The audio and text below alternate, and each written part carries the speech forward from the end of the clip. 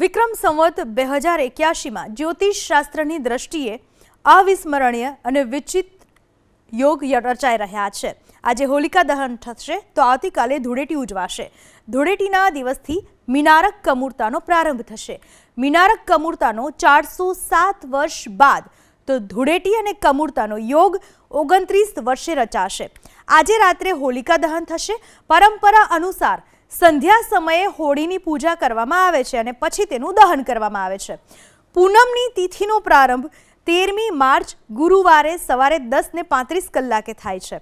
પૂનમની તિથિની 14મી March શુક્રવારે બપોરે 12:23 કલાકે સમાપ્તિ થાય છે।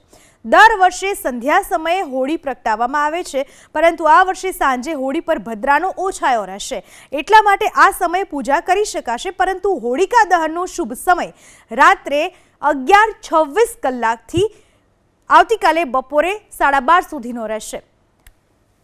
રાત્રે 11:26 કલાકથી રાત્રે 12:30 વાગ્યા સુધીનો રહેશે। આજે પ્રગટનારી હોળીની જ્વાળા પરથી આવનારા ચોમાસાનો અંદાજ આવશે। હોળીની જ્વાળા પૂર્વમાં જાય તો ચોમાસું સોડાની રહે છે, જ્યારે દક્ષિણમાં જાય તો દુષ્કાળનો ભય સતાવે એવું જ્યોતિષ શાસ્ત્ર પ્રમાણે મનાય છે।